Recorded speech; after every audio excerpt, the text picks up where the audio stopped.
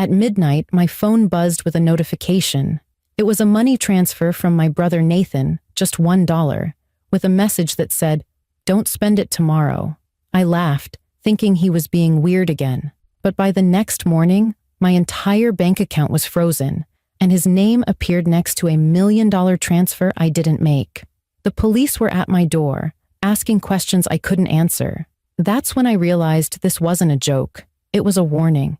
If stories like this keep you hooked, make sure to subscribe and comment where you're watching from. I want to know who's listening. My name is Emily Harper, and I've always tried to keep my life simple. I work long night shifts as a nurse at a hospital in Austin. My world has always revolved around taking care of others, patients, co-workers, and sometimes even strangers. But the person I couldn't seem to fix was my own brother, Nathan. Nathan and I were close once. When we were kids, he used to sneak cookies into my backpack and cover for me when I broke something in the house. But everything changed after our father died suddenly from a heart attack. Nathan became quiet, buried himself in work, and started living like the world owed him nothing. I tried to reach him, but he'd always say, "I'm fine, Em. Don't worry about me." We grew apart over the years. I'd text him every few weeks. Sometimes he'd reply with a single word, sometimes not at all. Still, I loved him. He was my only family left after Mom's health started to fail. That night, after finishing another exhausting 12-hour shift, I came home to my small apartment. I remember kicking off my shoes, heating up leftover pasta, and opening my laptop to pay my bills. That's when I saw the transfer, exactly $1, from Nathan Harper. The message was strange. "Don't spend it tomorrow." No explanation, no context, just that. I stared at the screen, confused, and then laughed to myself. It was typical Nathan, mysterious, dramatic, maybe even trying to pull some kind of joke. I texted him, "Me. What's this about?" "Nathan. Just promise me you won't spend it tomorrow." I stared at the dots on my screen, waiting for more, but nothing else came. After a minute, I locked my phone, turned off the lights, and went to bed thinking I'd ask him about it later.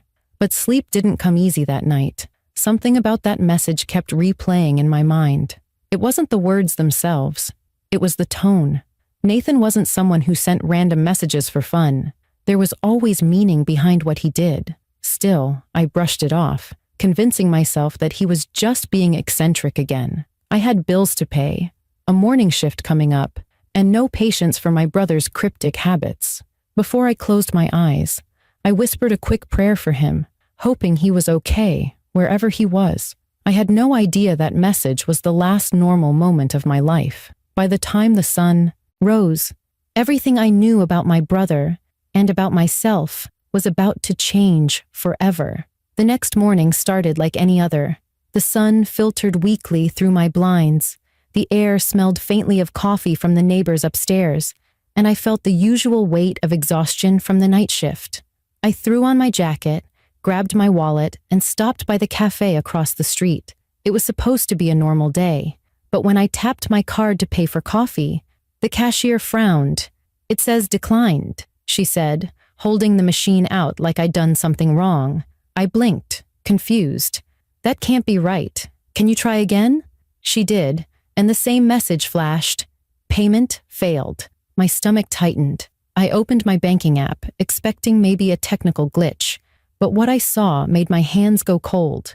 My account balance was $0. Every dollar I had saved over the past 5 years, gone. And at the top of the page was a red banner. "Your account has been temporarily frozen due to suspicious activity." My heart started pounding. I called the bank right there, standing outside in the chilly morning air. After a long hold, a woman with a calm, rehearsed voice finally answered. I gave her my details, explained what happened, and waited while she looked into the issue. Then her tone changed.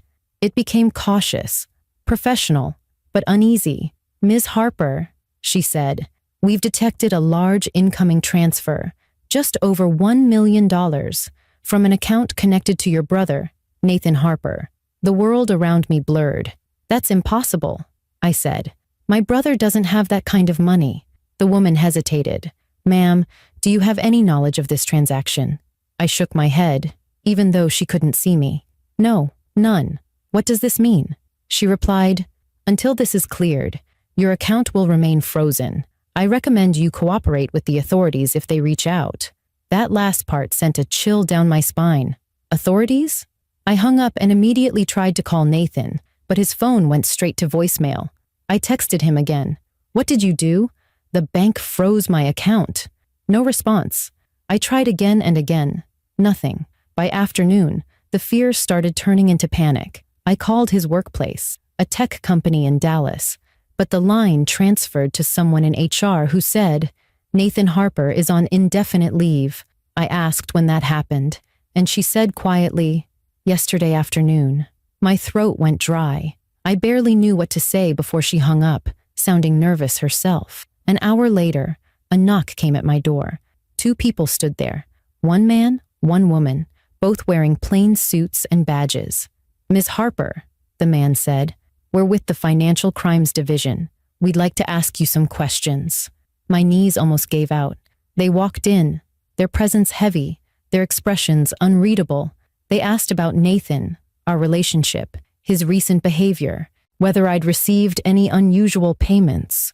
I told them everything about the dollar transfer, the message, the confusion. The woman scribbled notes while the man scanned my apartment like he expected to find gold hidden behind the couch. Then came the question that broke me. "Do you know why your brother would transfer $1 million through your name?" I stared at him, speechless. "He didn't," I said weakly. "He couldn't. He wouldn't do that to me." The woman looked up from her notes. "Ms. Harper, the transaction is real. The money came from an offshore account and was traced to your banking information. Your brother's digital signature authorized it." Tears stung my eyes. I tried to explain that I hadn't done anything wrong, that I was just a nurse who barely had time to sleep, let alone move money I didn't have. But I could tell they didn't fully believe me. Before they left, they handed me a card and said, "If your brother contacts you, call us immediately. For your own sake, don't touch any bank activity until this is resolved." When the door closed, I sank to the floor, shaking. I couldn't breathe. My apartment suddenly felt smaller, darker, unfamiliar. Nathan's warning echoed in my head. "Don't spend it tomorrow." It wasn't a joke. He knew something. But what was he trying to protect me from? I spent the rest of the day pacing, calling, thinking, and crying. Every few minutes I checked my phone, hoping for a message from him. Nothing came. That night, as I sat by the window, the city lights flickering outside, I began to replay everything. His strange behavior, the missed calls, the silence. Maybe he was in trouble, or maybe, for the first time in my life, I had to consider something worse, that my brother had dragged me into something criminal. But deep down, I couldn't believe that. Nathan was secretive, yes, but he wasn't cruel. He'd always been protective of me, even when he was distant. So why did his name appear next to $1 million transfer that destroyed my life overnight? Sleep didn't come. Every sound outside made me jump. Every car that slowed near my building made my pulse race. I wasn't sure who to trust or what to do. By morning, I made a decision. If Nathan wouldn't come to me, I'd go to him. Because no matter what the truth was, I needed answers. And I wasn't going to let fear stop me from finding them. By dawn, I was running purely on adrenaline. I hadn't slept, eaten, or stopped thinking for even a minute. My apartment felt like a trap, every corner reminding me of how quickly my life had been dismantled.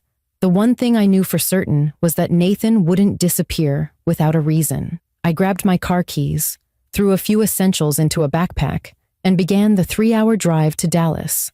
The highway stretched endlessly ahead, my thoughts racing faster than the car. Nathan's message kept replaying in my mind. Don't spend it. Tomorrow. It wasn't random. It was a warning, maybe even a code. But a warning against what? I kept picturing his face. Serious, intense. The way he used to look when he was trying to protect me from something he couldn't explain. When I reached his apartment complex, everything felt off. The blinds were shut tight, and his car wasn't in the parking lot. I climbed the narrow stairs to his door and knocked. No answer.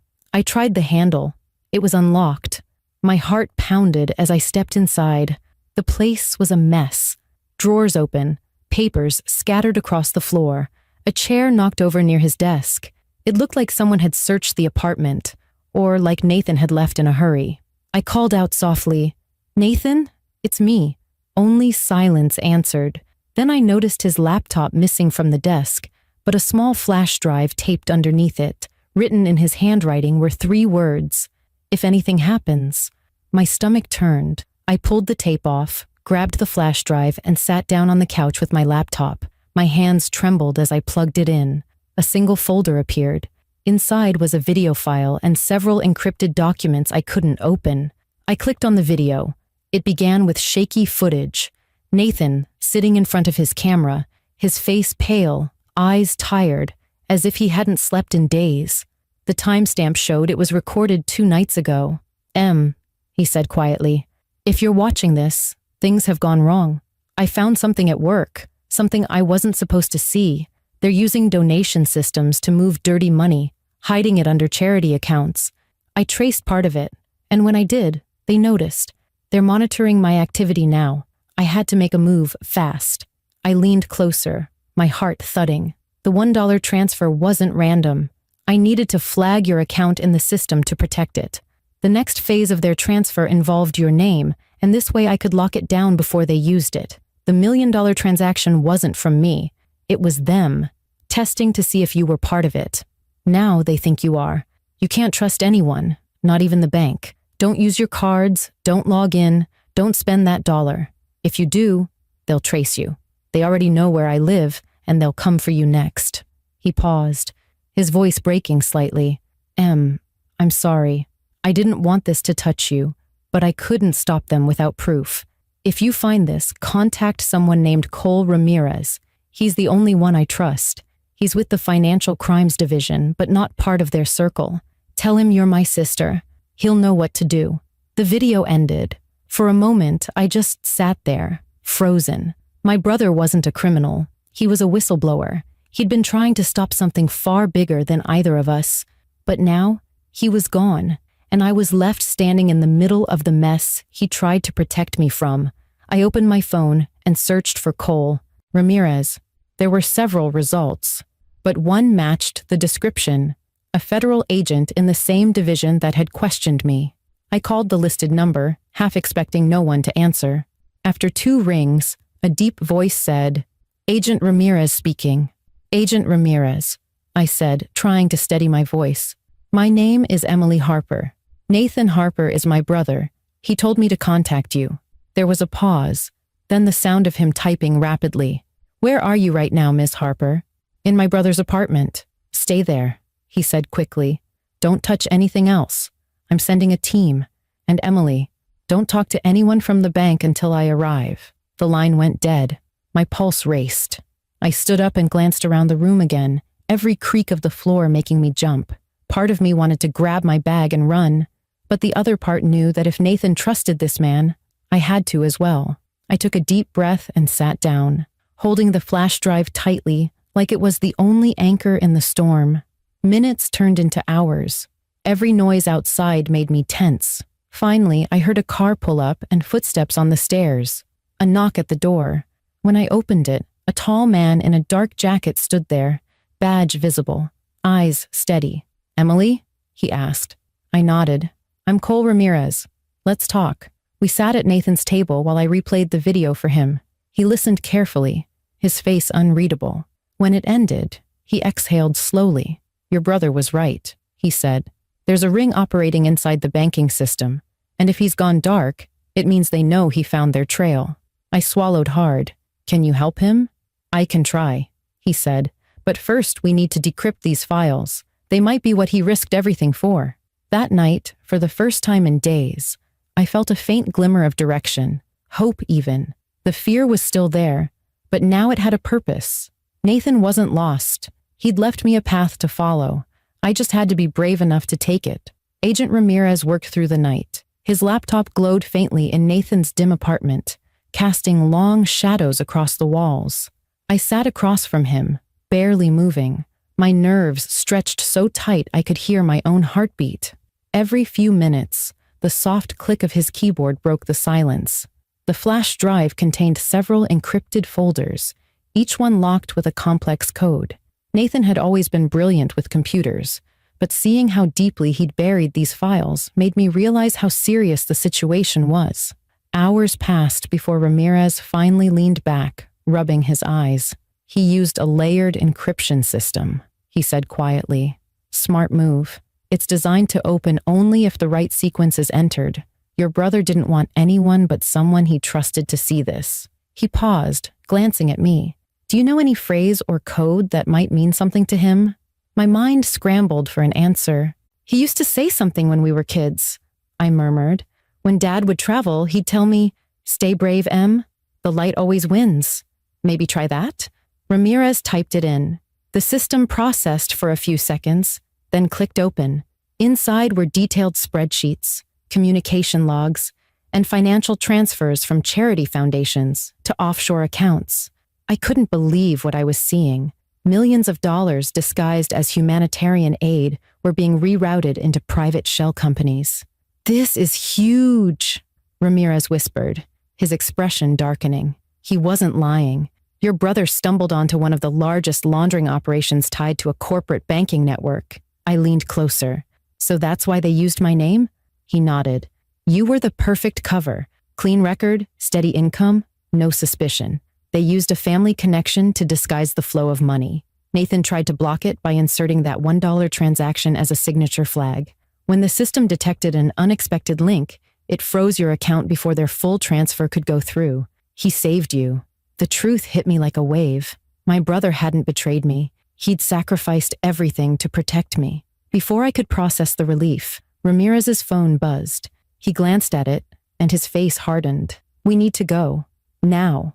"What happened?" I asked, standing up quickly. "Someone just accessed this building's security feed remotely. They know we're here." Adrenaline surged through me.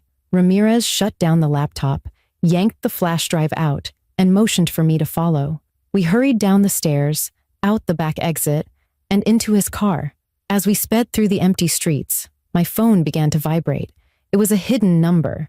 Against my better judgment, I answered.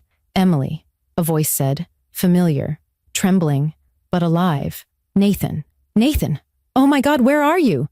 His breath was uneven. "Don't say where you are. They're tracking every call. You have to listen. Did you find the drive?" "Yes," I said, gripping the phone tight. "I'm with Agent Ramirez. He's helping." "Good," Nathan said. "He's the only one you can trust. I'm safe for now, but they'll come after you. Whatever you do, don't go home. The files you have are enough to expose them. Ramirez will know where to take them." "Can I see you? Please," I begged. There was a long pause. "You will, but not yet. Once this is over." The line cut out before I could say anything else. We drove straight to a secured federal facility outside Dallas. Ramirez handed the files to a team of analysts who immediately began verifying them. It felt surreal, like I was watching someone else's life unfold through a haze. Hours turned into days as investigations widened. Arrests began quietly. Bank executives, shell company operators, a handful of government officials. The entire network Nathan had uncovered was collapsing piece by piece. Finally, Ramirez called me into his office one morning. His expression was softer now, less guarded. "Emily," he said, "we've traced the original data trail. Your brother didn't just stumble on this. He was working with us as a confidential source until they caught on. When they realized he'd gone rogue, he faked his disappearance to stay alive." My eyes widened. "You mean he's in protection?" Ramirez nodded. "He's under a federal witness program. We couldn't tell you before because it would have put both of you in danger. But now that the operation's over, he's safe." A mix of emotions rushed through me. Relief, anger, love, exhaustion. "I thought he was dead," I whispered. "He wanted you to believe that," Ramirez said gently. "If you knew the truth, they would have found you." A few days later, I was escorted to a quiet safe house in another city. There, standing under a pale morning light, was Nathan. His hair was shorter, his face thinner, but his eyes, the same deep, kind eyes I'd known all my life, looked at me with the weight of everything we'd lost. He smiled faintly. "Hey, Em." I didn't speak. I just ran to him and hugged him so hard it hurt. For a moment, everything, the fear, the anger, the confusion, fell away. He held me tightly, whispering, I'm sorry. I had to let you think I was gone. It was the only way. I pulled back, tears blurring my vision. You ruined my life to protect me. He nodded. And I'd do it again. Ramirez approached, handing Nathan a folder. The operation's been shut down. You did good, both of you. Nathan took it silently, his gaze distant, like someone who'd fought a war no one would ever fully understand. Later that day, we sat by the window of the safe house, watching the sun dip below the horizon. For the first time in months, the silence between us wasn't heavy. It was peaceful. Nathan turned to me and said softly, "You know that dollar? Keep it. It saved you. And me." I looked at him, the edges of a smile forming through my tears. "Next time, just call me instead." He chuckled, the sound fragile but real. And in that small moment, surrounded by quiet and fading light, I knew that despite everything we'd been through, we were finally safe. In the weeks that followed, life began to settle, though nothing felt the same. I returned to Austin, but the city that once felt familiar now seemed different, quieter, heavier, as if it too carried the echo of everything that had happened. My apartment was still under investigation, so I stayed temporarily in a small rental near the hospital. Each morning, I'd wake up half expecting to find another strange message on my phone, another knock on the door, another secret waiting to be uncovered. But for the first time in months, there was only stillness. The government cleared my name officially after the investigation ended. The bank issued a public statement blaming a technical compromise, though I knew the truth ran far deeper. They couldn't admit that their own executives had orchestrated one of the biggest laundering scandals in years. Nathan's evidence, his encrypted files, detailed spreadsheets and recordings, had dismantled the entire network. Dozens of people were arrested. Some fled the country. The rest were exposed for what they were: greedy men and women hiding behind charity logos and corporate smiles. But victory didn't feel like celebration. It felt like survival. The media tried to get to me, calling and emailing for interviews. The nurse who stopped $1 million fraud, they called me. I didn't answer any of them. I wasn't interested in fame. I was interested in peace. I wanted my life back, the simple one I had before my brother's message turned everything upside down.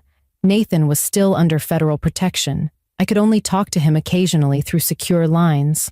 Every time I heard his voice, a flood of emotions came rushing back: relief that he was alive, sadness that he couldn't come home, pride that he'd done the right thing even when it cost him everything. One night, during one of our calls, I asked him, "Do you regret it?"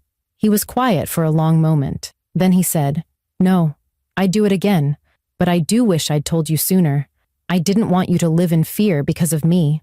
His voice was steady, but I could hear the exhaustion underneath it. He'd sacrificed his safety, his job, his identity, all to protect the truth, and in the process, he had also protected me. There was a time I resented him for what I'd gone through, for the humiliation and fear. But as I listened to him now, I realized that everything he'd done came from the same place it always had: love. A quiet, selfless love that only a brother could show. A few weeks later, Ramirez visited me one last time. He brought a small brown envelope and placed it on the table. "From your brother," he said. I opened it and found a folded piece of paper and a single dollar bill. The note read, "Told you not to spend it. Now you know why." I laughed through tears. It was the same dollar, the same message that had once filled me with confusion and fear, but now it meant something else entirely. It was a symbol of trust, of protection, of how even the smallest gesture could carry the biggest meaning. That night, I framed the dollar and hung it by my bed. Every time I looked at it, it reminded me of how fragile life is and how quickly it can turn. It reminded me that sometimes warnings come disguised as nonsense, that love doesn't always look soft or simple, and that the people who seem distant might be fighting silent battles just to keep you safe. Slowly, I began rebuilding. I returned to work at the hospital, and my coworkers treated me like a hero, though I didn't feel like one. I was just someone who had been caught in something bigger than herself. I started volunteering again, spending weekends at free clinics and community drives, I wanted to do something meaningful with the calm I'd been given, because after everything I'd seen, the corruption, the lies, the way greed could destroy families, I knew I never wanted to take peace for granted again. One evening, as I walked home from work, I passed by a small diner. A brother and sister were sitting in a booth, laughing over milkshakes. For a moment, I saw Nathan and myself as we once were, young, carefree, believing the world was simple and good. I smiled, realizing that even though everything had changed, one truth would always remain. Family is the one currency that never loses value. Sometimes I still wonder what Nathan's life is like now, whether he still looks over his shoulder, whether he misses home, whether he ever regrets the path he chose. But deep down, I know he's at peace, knowing that I'm safe. We may not share the same world anymore, but we share the same truth, and that's enough. Before I end this story, I want to say this. If you ever get a strange message, don't ignore it. If someone you love tells you something that doesn't make sense, stop and listen. You never know when that one small act might save your life or theirs. So when I think about that night, the $1 message, the panic, the chaos, I don't see it as the night my world fell apart. I see it as the night my brother reached across the darkness to save me. And every time I hold that dollar in my hand, I remember that love, trust, and courage can sometimes fit in the smallest spaces. If you found this story gripping, don't forget to subscribe to my channel and tell me in the comments where you're watching from. Your support helps me share more real, emotional stories that remind us how fragile and beautiful human connections can be.